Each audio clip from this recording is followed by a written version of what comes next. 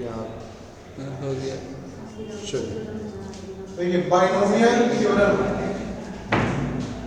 आशीष इधर देखो, आज एक नया चैप्टर हम लोग स्टार्ट कर रहे हैं, बाइनोमियल थ्योरम। सबसे पहले ये जानते हैं कि बाइनोमियल क्या होता है। ठीक है, बाइनोमियल, बाई मतलब दो, तो बाइनोमियल क्या होता है, वैसा अलजेब्रिक एक्सप्रेशन या कोई सा भी एक्सप्रेशन हो सकता है, अलजेब्रिक या ट्रिग्नोमेट्रिक भी हो सकता है या किसी भी टाइप का फंक्शन हो सकता है, एक्सप्रेशन हो सकता है, जिसमें दो अनलाइक टर्म्स हो। क्या हो? दो अनलाइक टर्म्स हो, उसको हम क्या कहते हैं, बाइनोमियल। ठीक है, जैसे कि मैंने लिखा x प्लस वाई, ठीक, x प्लस एक्स स्क्वायर। ठीक है, तो इसमें क्या है, दोनों अनलाइक टर्म है। ठीक, तो बाइनोमियल क्या होता है, which contains two unlike terms. ठीक है, जैसे कि एग्जांपल के तौर पे हो गया अपने पास x plus y, y plus z लिखते हैं, x plus one by x लिख दें, x plus x square etcetera. ठीक है, तो ये सभी कैसे हैं, बाइनोमियल। ठीक है, ट्राइनोमियल जिसमें तीन हो, ठीक है ना, इस तरीके से चलेगा। देखो हम इस चैप्टर में क्या पढ़ेंगे, बाइनोमियल थ्योरम में क्या पढ़ते हैं, इसके एक्सपेंशन का तरीका। जैसे देखिए आप लोगों ने x प्लस वाई का स्क्वायर पढ़ा है, x square plus 2xy plus y square. ठीक, फिर x प्लस वाई का क्यूब है तो वो x cube plus 3x square y plus 3x y square plus y cube. ठीक है, तो ये तुमने क्या किया है, इसको एक्सपेंड किया है। ठीक है, जिसको आइडेंटिटी कहते हैं। तो हम इस चैप्टर में किसी भी बाइनोमियल जो एक्सपेंशन दिया हो उसको किस तरीके से एक्सपेंड करेंगे वो सीखेंगे। समझ गए? मतलब कि ये पावर 3 था, तब इसके लिए तो तुम्हारे पास आइडेंटिटी था, फॉर्मूला था, याद रखे हुए हो। अगर पावर 5 आ जाए तो इसको कैसे लिखेंगे, पावर 100 आ जाए तो इसको कैसे लिखेंगे, ये सब सारी चीजें हम इसमें। ठीक, सबसे पहले इसमें आता है पास्कल्स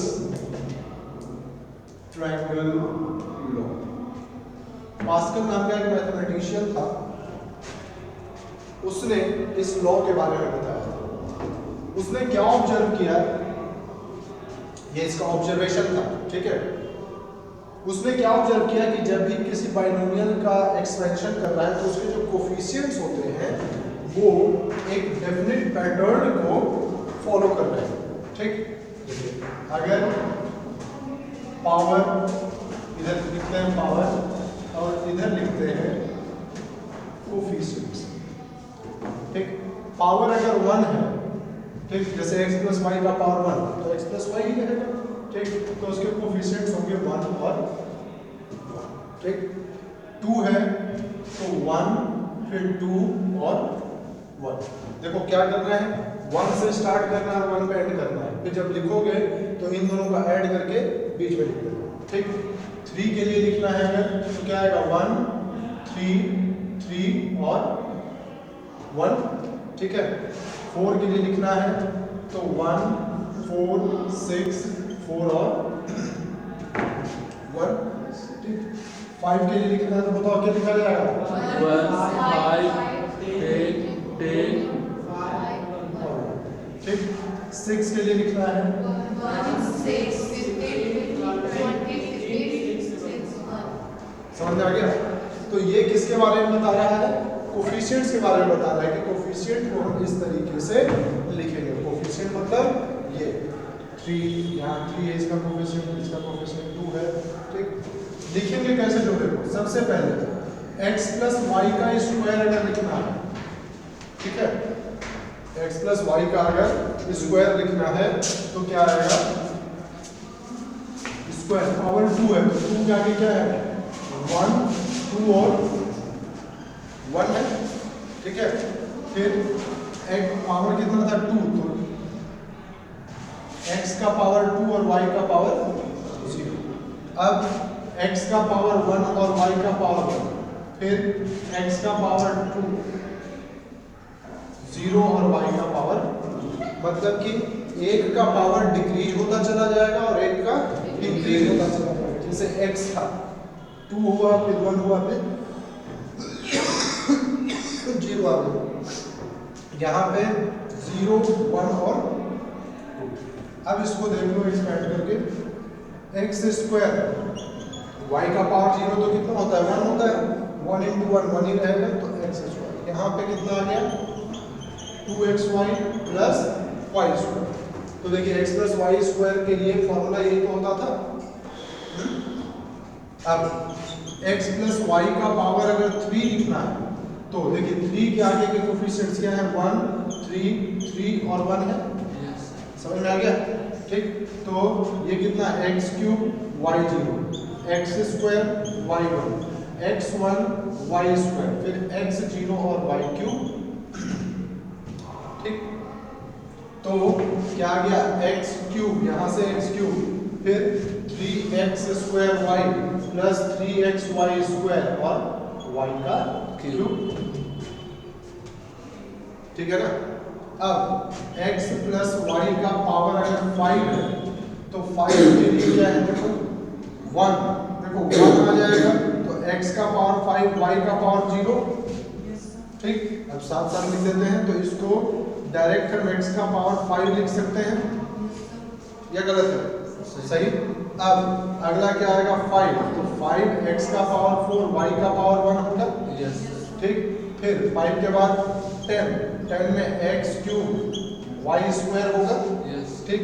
फिर 10 के बाद फिर से 10 x स्क्वायर y क्यूब, फिर 5 में x y का पावर 4 और लास्ट में y का पावर 5। तो ये x प्लस वाई के पावर 5 का एक्सपेंशन, ठीक है। 100 का लिखना हो तो उसी तरीके से लिखा जाएगा।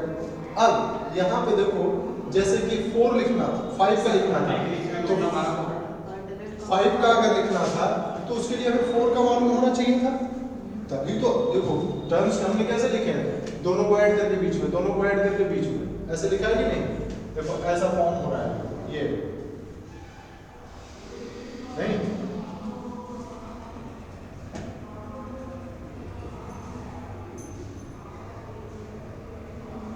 हो रहा है, तो इसीलिए पास्कल ने इसका नाम क्या रख दिया था, पास्कल्स ट्रायंगल लॉ। एक ट्रायंगुलर शेप बन रहा है, समझ में आ गया। अब देखिए 5 का लिखना था तो इसके लिए हमें 4 वाला मालूम होना चाहिए, तभी तो 5 का लिख सकते हो, उसी का ऐड करके अगला टर्म लिख लेते हो।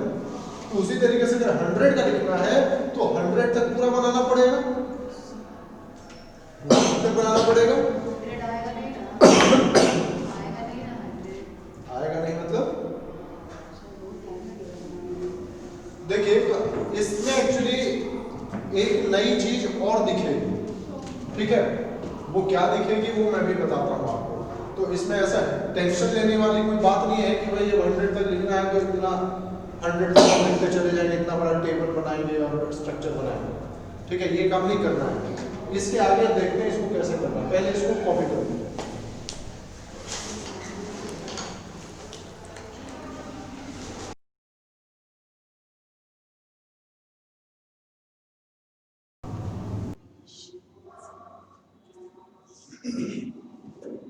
अब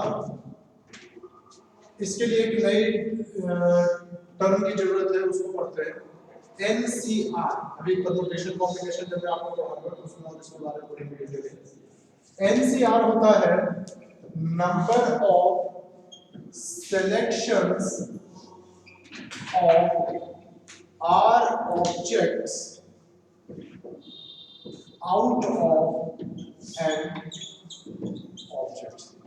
N ऑब्जेक्ट्स में से R ऑब्जेक्ट्स को अगर सिलेक्ट करना है तो कितने तरीके से सिलेक्ट करते हैं वो NCR से रिप्रेजेंट किया जाता है। NCR होता है factorial N upon factorial N minus R और फैक्टोरियल R।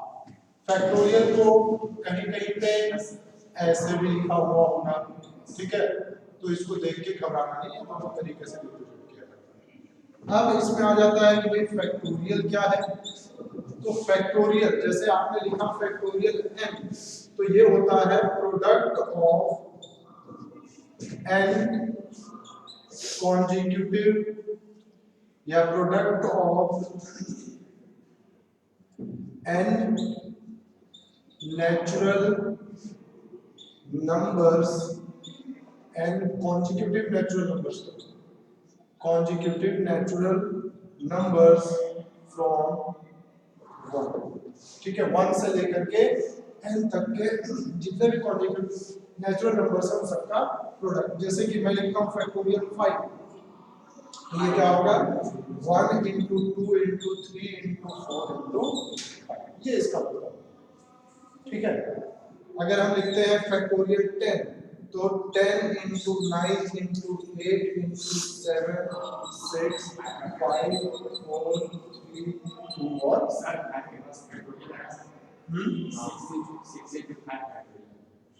तो इसके आगे लगा सकते हैं। देखिए अगर हम ध्यान से देखें तो यहाँ से लेकर के यहाँ तक 9 फैक्टोरियल बन जाएगा, यहाँ से यहाँ तक 8 फैक्टोरियल बन जाएगा, तो मैं इसको 10 इंटू 9 फैक्टोरियल भी लिख सकता हूँ, या इसको 10 इंटू 9 इंटू फैक्टोरियल 8 भी लिख सकता हूँ। समझ में आ गया, ठीक है। तो ये होता है फैक्टोरियल। फैक्टोरियल के अंदर ध्यान रखना है हमेशा ये क्या होगा, एक नेचुरल नंबर ही, ठीक। देखिए फैक्टोरियल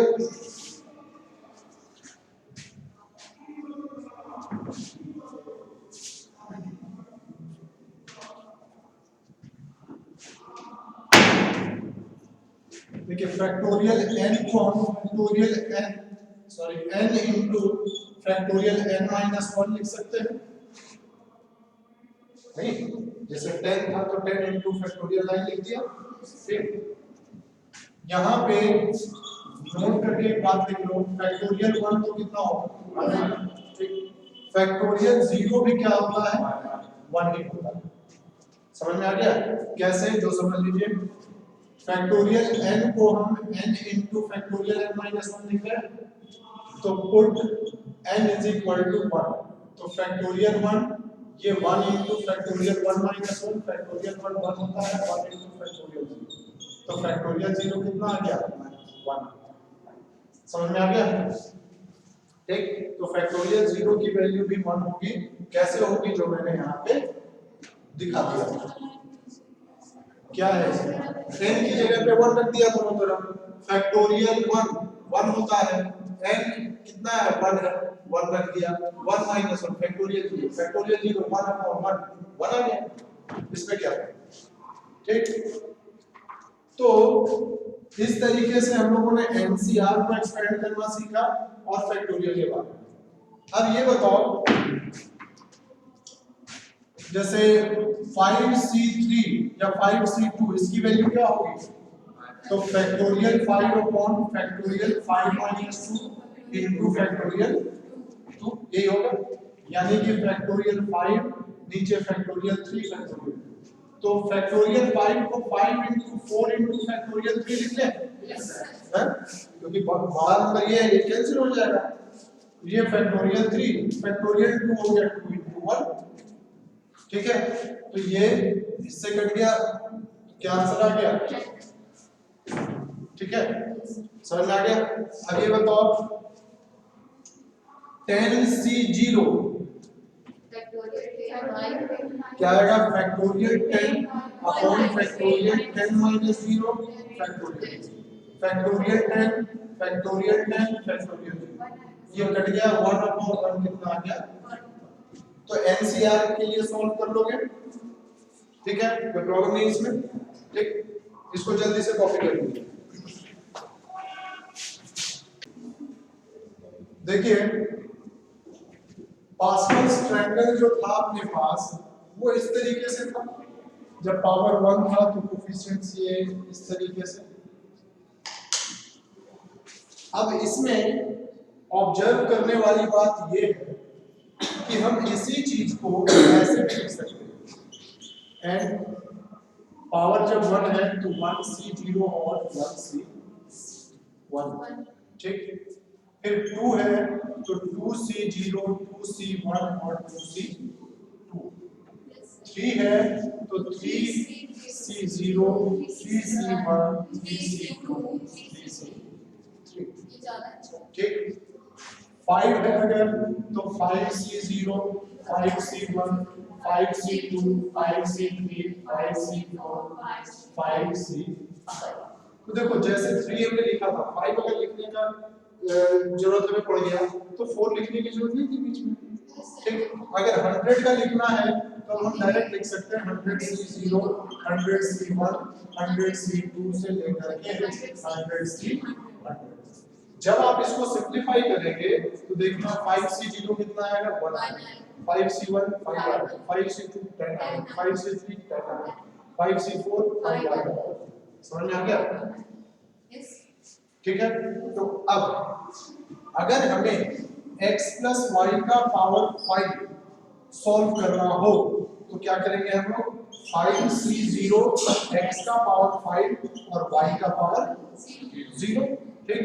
फिर 5c1 x का पावर 4 y का पावर 1, फिर 5c2 x3 y2, 5c3 x2 y3, 5c4 x1 y2, 5c5 y का पावर x का पावर 0, ऐसे कर सकते हैं, ठीक है।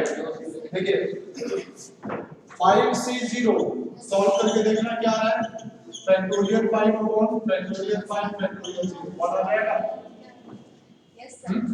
फिर 5c1 फैक्टोरियल 5 फैक्टोरियल 4 होगा तो 5 into फैक्टोरियल 4 नीचे फैक्टोरियल 4 into 1 क्या आ जाएगा 5 आ जाएगा, ठीक।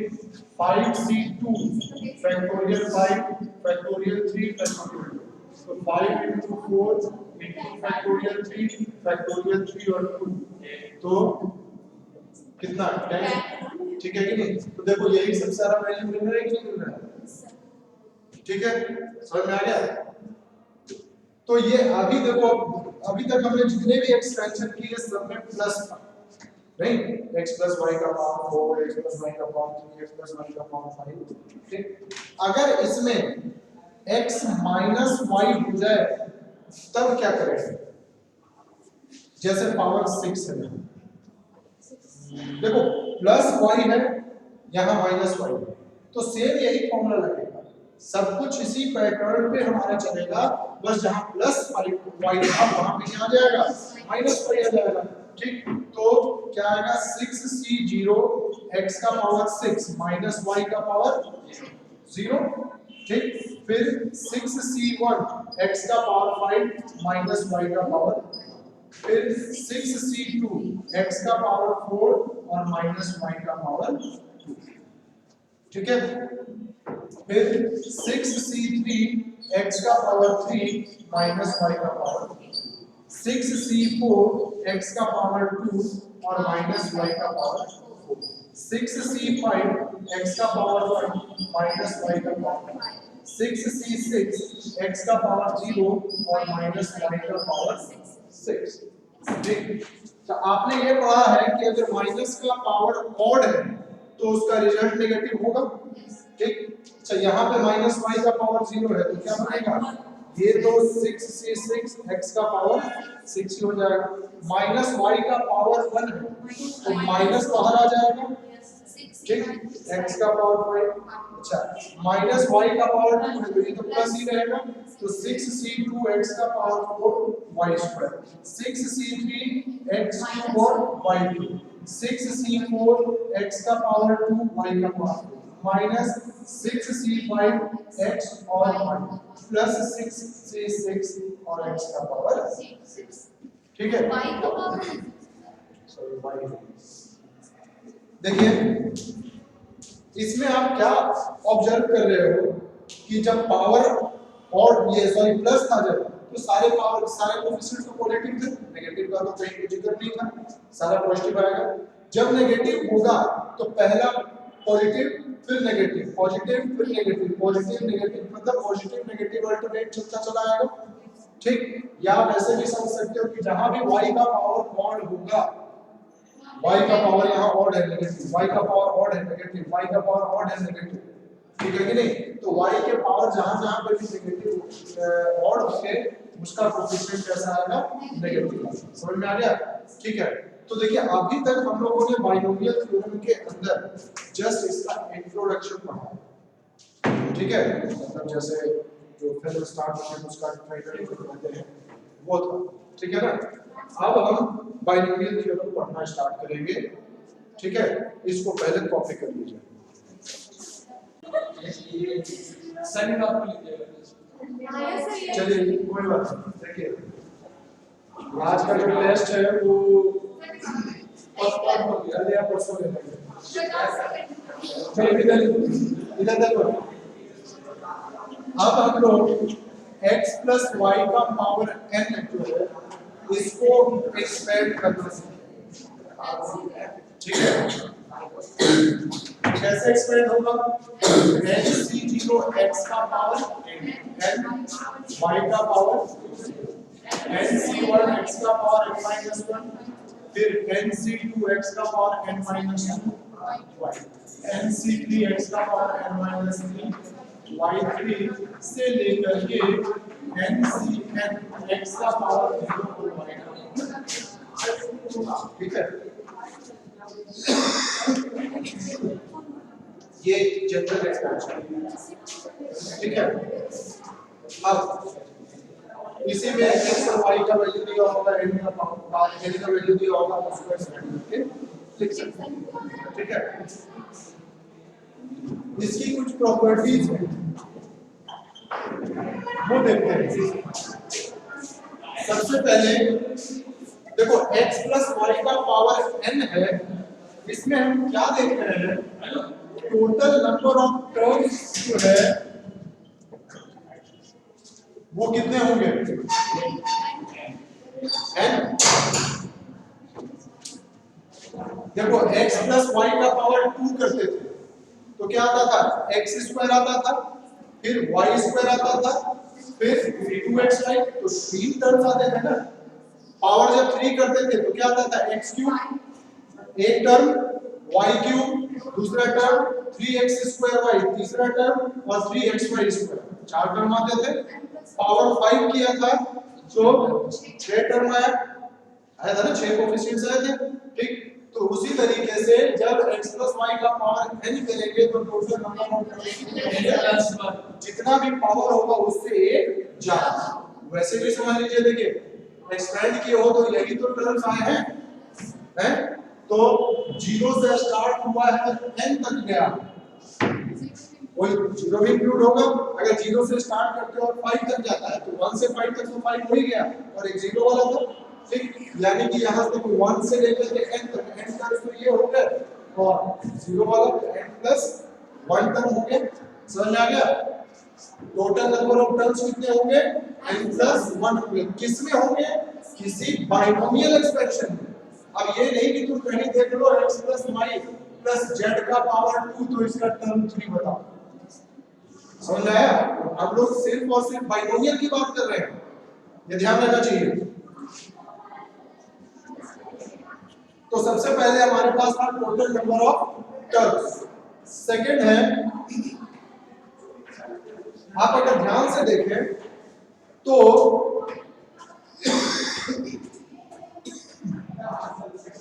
x का पावर n, y का पावर 0, दोनों का सम कितना आएगा? n। दोनों के पावर का सम क्या आएगा? n आएगा। फिर यहां अगर देखें तो n माइनस 1 और y का पावर 1, दोनों के पावर का सम कितना आया? अगेन n आया। यहाँ पे n माइनस 2 और ये पावर 2, तो सम क्या आ जाएगा? n ही आएगा, ठीक है कि नहीं? यानी कि हमें देखिए नेक्स्ट प्रॉपर्टी क्या लिखेंगे? The sum of exponents of x and y in each term is always n, वो हमेशा क्या होगा n के बराबर, ठीक है। अब थर्ड देखो जब तुम पास्कल्स ट्रायंगल, एक बार देखिए मैं पास्कल दोबारा बता देता हूँ, ठीक है। 1 था तो 1 और 1, 2 था तो 1 2 और 1, 3 था तो 1 3 3 और 1, 4 था तो 1 4 6 4 और 1, 5 था तो 1 5 10 10 5 और 1, 6 था तो 1 6 15 20 7 है तो 1 7 25 35 ठीक। ये हमने कोफिशिएंट्स लिखा। आप क्या देख रहे हैं 2 में 1 2 और 1, ठीक है। 3 में 1 3 3 और 1, 4 वाले में 4 6 फिर 4 और 1, 5 में 1 5 10 फिर यही से रिवर्स ऑर्डर में 10 5 और 1, फिर 1 6 15 20 फिर 20 15 16 और 1, ठीक। मतलब कि शुरू से अगर दूसरा टर्म है तो एंड से दूसरा टर्म है, दोनों का कोएफिशिएंट बराबर है। शुरू से तीसरा टर्म जैसे यहां मैं पावर 6 में लिख रहा हूं, बिगनिंग से तीसरा टर्म का कोएफिशिएंट कितना है 15, एंड से तीसरे टर्म का कोएफिशिएंट कितना है 15, बिगनिंग से चौथे टर्म का कोएफिशिएंट इसमें देखो कितना है 35, फिर एंड से चौथे टर्म का 1 2 3 4 ये भी 35, और दूसरा भी चेक कर सकते हो, बिगनिंग से सेकंड टर्म 7 है, एंड से भी सेकंड टर्म कितना है 7, ठीक है। तो यानी कि जो कोफिशिएंट्स होते हैं बिगनिंग से और एंड से सेम पोजीशन पे जो कोफिशिएंट होंगे वो क्या होंगे बराबर, समझ में आ गया, ठीक। The coefficients equidistant from the beginning and end are equal, ठीक है। जो कोफिशिएंट्स हैं वो बिगिनिंग से और एंड से सेम पोजीशन पे जो कोफिशिएंट होंगे वो क्या होंगे इक्वल बराबर, ठीक। देखिए कॉम्बिनेशन जब हम लोग पढ़ेंगे तो कॉम्बिनेशन की प्रॉपर्टी होती है NCR जो है NCN-R के बराबर है, ठीक है। ये दोनों क्या होंगे आपस में बराबर होंगे, कैसे बराबर होंगे पहचानोगे कैसे, इन दोनों का सम, ठीक है, अगर n के बराबर ऊपर वाले नंबर के बराबर आ जाए, ठीक है, तो क्या होगा इक्वल। जैसे कि मैं लिखता हूं 5C2 5C3, ये दोनों का सम क्या रहा है ऊपर वाले के बराबर आ रहा है तो क्या होगा बराबर, ठीक। मैं लिखता हूं 100C30, तो ये किसके बराबर होगा 100C70 के बराबर होगा, इन दोनों का सम ऊपर वाले के बराबर होगा, ठीक। मैं 55C20 लिखता हूं तो ये 55C35 के बराबर है, समझ में आ गया। तो देखो NC0 और NC1 दोनों जो बॉटम वाला नंबर था उसका सम ऊपर वाले नंबर के बराबर आ रहा है कि नहीं आ रहा है, तो इक्वल होगा। देखो इससे पहले कौन सा टर्म होगा बताओ NCN-1 होगा, ठीक, और x का पावर कितना 1 और y का पावर n-1 होगा, ठीक है। x का पावर डिक्रीज होता चला जा रहा है, y का इंक्रीज होता चला जा रहा है, तो यही तो लिखा जाएगा। अगेन n-1 और 1 इन दोनों का कोएफिशिएंट फिर से बराबर हो जाएगा, ठीक है। यहाँ पे मैंने पास्कल्स ट्रायंगल के हेल्प से आप लोगों को बताया था कि कोएफिशिएंट बराबर कैसे होते हैं, तो यहाँ का बराबर करने के लिए मुझे पूरा ड्रॉ करना पड़ा, ठीक। लेकिन यहाँ पे ये कॉन्सेप्ट होता है, देखिए ये दोनों क्या होते हैं बराबर होते हैं, इसको नोट करके लिख लेना, ठीक।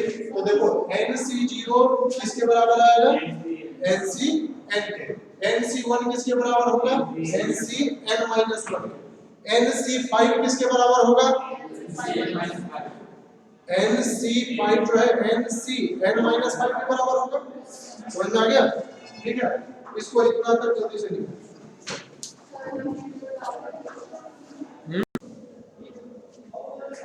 अब नेक्स्ट देखिए, अच्छा देखो हम लोगों ने लिखा कैसे है x प्लस y का पावर n था, ठीक, NC0 x का पावर कितना है, y का पावर 0।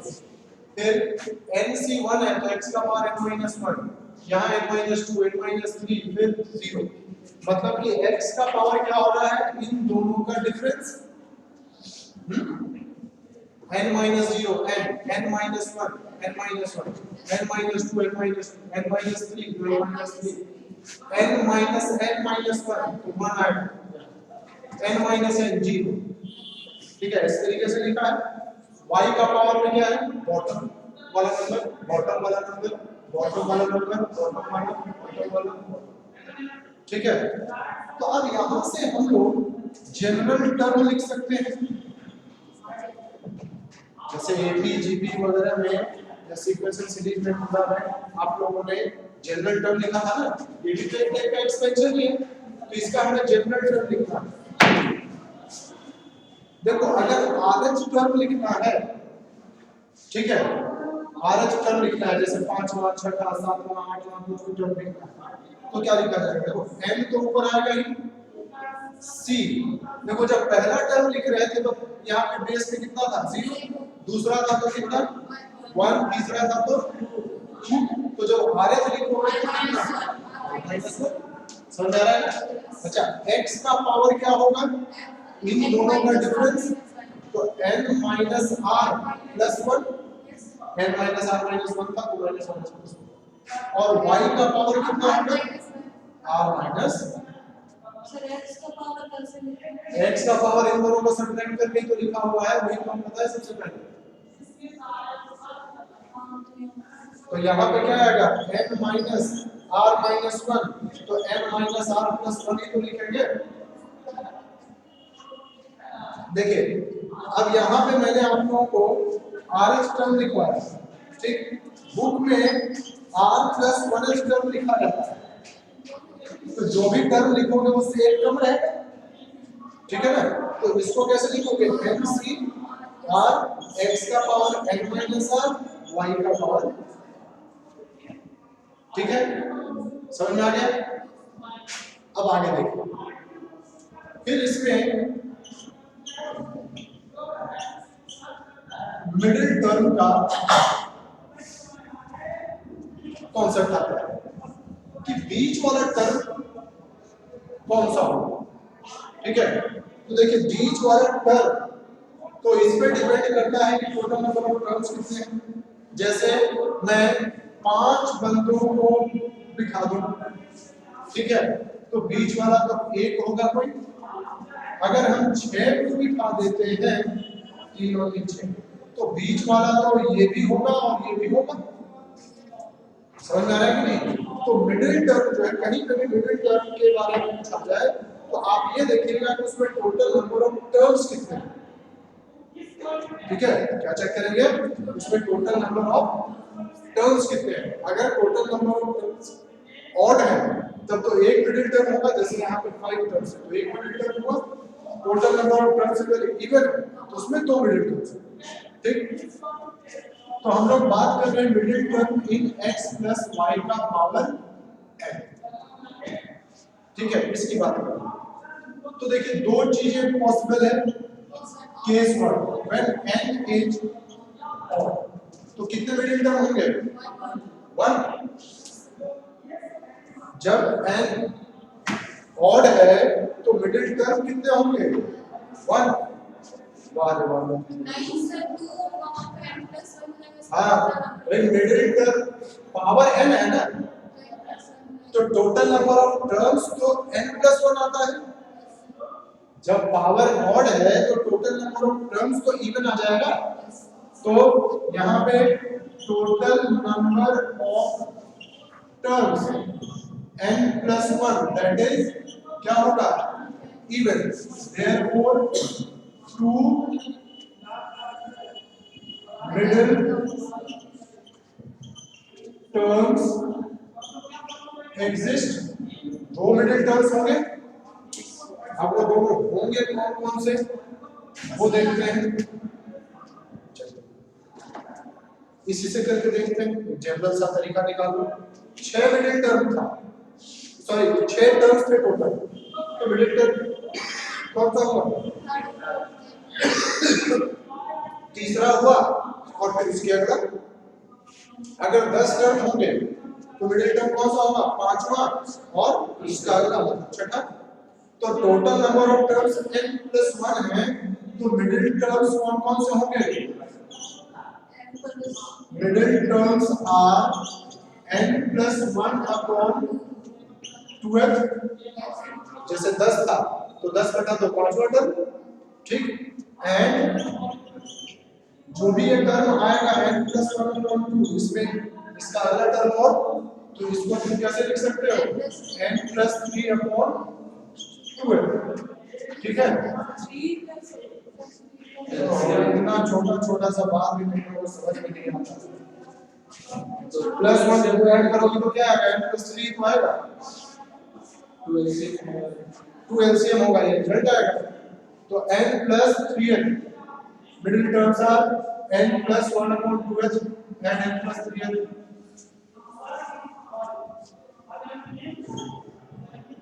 इसको कैसे सेंटेंस लिखेंगे? Middle terms are 2h and 3h, ठीक है। ये हो गया बस, समझ में आ गया ना? तो ये वाला टर्म और ये वाला, इस पोजीशन पे जो टर्म होगा वो मिडिल टर्म, ठीक है।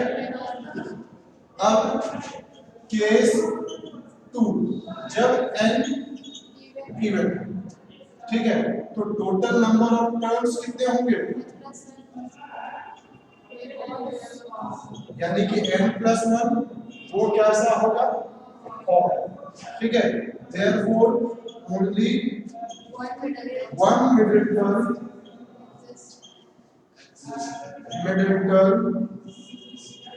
will exist, सिर्फ और सिर्फ एक मिडिल टर्म एग्जिस्ट करेगा, ठीक। अब कौन सा टर्म होगा जो देखते हैं। देखिए, जब 5 टर्म है, ऐसे जैसे मैं बता रहा हूं ना, ऐसे याद नहीं रहता, फॉर्मूला भूल जाते हैं। आप एक जनरल कॉन्सेप्ट निकाल के कर लीजिए। जैसे मैंने 6 बनाया था, तो 6 से देखो कि तीसरा आ रहा है, फिर चौथा आया, तो तीसरा आ रहा है, यानी कि हाफ करना पड़ा, ठीक। अब पांचवा टर्म, 5 टर्म्स है, तो 5 टर्म में कौन सा होगा? तीसरा, ठीक। अच्छा, अगर 7 होगा 3 तो 4, यानी 7 है तो यानी कि 8/2, 5 है तो 6/2, तीसरा जनरल रिलेशन एक मिला ना। तो मिडिल टर्म एज कितना होगा? n+1, ये तो टोटल नंबर ऑफ टर्म्स थे, जैसे यहाँ 5 था, ठीक। तो +1 अपॉन 12th टर्म, ये मिडिल टर्म होगा, समझ में आया ना? यानी कि n+2 upon 12th term is middle term, ठीक है। जल्दी से कॉपी करो इसको। देखिए शुभम, मिडिल टर्म को समझने का जीवन का अंतिम मौका है, ठीक है। इसके बाद दोबारा मिडिल टर्म के बारे में कहीं बात नहीं की जाएगी, ठीक है ना। तो इसको समझो कि लास्ट चांस है सीखने का, उस तरीके से इसको सीखना है। फाइंड द, क्वेश्चन मैंने क्या लिखा है? Find the middle term oblique terms. अगर या तो एक टर्म होगा या 2 टर्म्स होंगे, वो मिडिल टर्म फाइंड करना है। एक बार ट्राई कीजिए।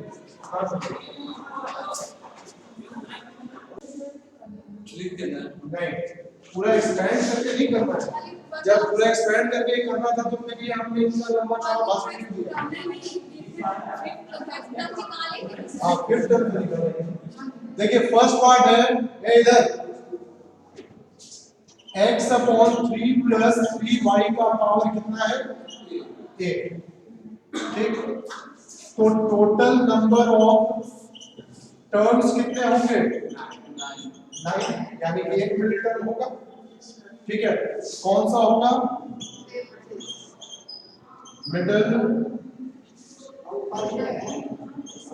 टर्म इज, देखिए जब n इवन था, देखो यहाँ इवन था ना, शुभम इधर देखो n इवन था ना, तो मिडिल टर्म कौन सा मिल गया था, n + 2/2h, ठीक है, यानी कि 8 + 2/2h, यानी कि फिफ्थ टर्म जो होगा वो मिडिल टर्म होगा, समझ में आ गया, ठीक है।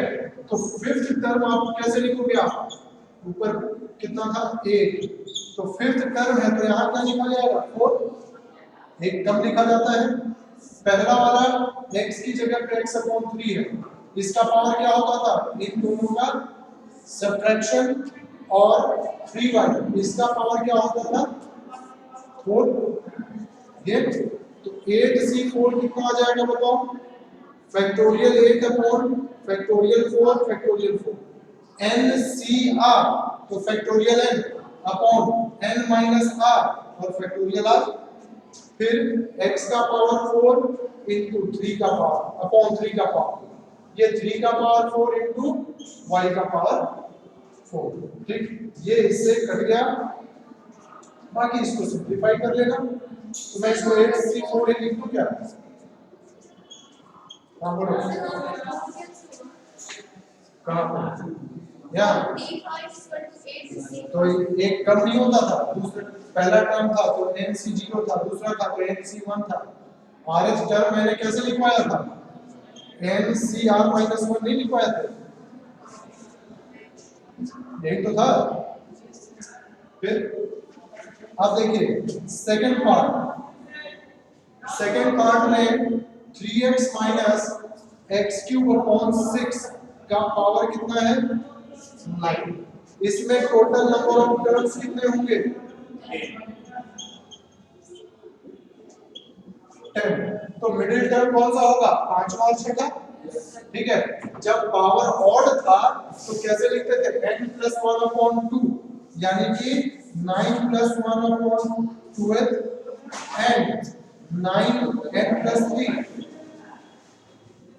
that is fifth and sixth term, ठीक है। फिफ्थ टर्म कैसे लिखेंगे 9c4, देखिए फिफ्थ टर्म लिख रहे हो तो यहाँ एक टर्म लिखा जाएगा, फिर 3x का पावर कितना 5, दोनों का सब्ट्रैक्शन, फिर -x³/6, देखिए यहाँ पे माइनस है, ध्यान रखना है, यहाँ माइनस है ना, तो ये माइनस के साथ आएगा, पावर कितना 4, इसको आप सिंपलीफाई कर लोगे ना, अच्छा, एंड सिक्स्थ टर्म तो ये nc5 लिखा जाएगा, ठीक, फिर 3x का पावर कितना होगा बताओ 4, दोनों को सब्ट्रैक्ट करेंगे, और -x³/6 का पावर, देखिए यहाँ पे थोड़ा सा ध्यान देना है, nc4 जो है और nc5 जो है दोनों का वैल्यू बराबर आएगा कि नहीं आएगा, क्यों आएगा 4 + 5 ऊपर वाले नंबर के बराबर आएगा, ठीक है। तो एक को सॉल्व कर लोगे तो दूसरे को सॉल्व करने की कोई खास जरूरत नहीं। अब मेरी बात को ध्यान से सुनिएगा, अब अगर एग्जाम में टाइम कम है अपने पास तो आप 8c4 में लिख सकते हैं, और वैसे भी अगर ज्यादा बड़ी वैल्यू आती है जैसे 100c3 आ गया या 100c48 आ गया, ठीक है, ज्यादा बड़ी वैल्यू आती है तो इसको इसी तरीके से छोड़ दिया जाता है, उसको एक्सपेंड करने की जरूरत नहीं, समझ आ गया, ठीक।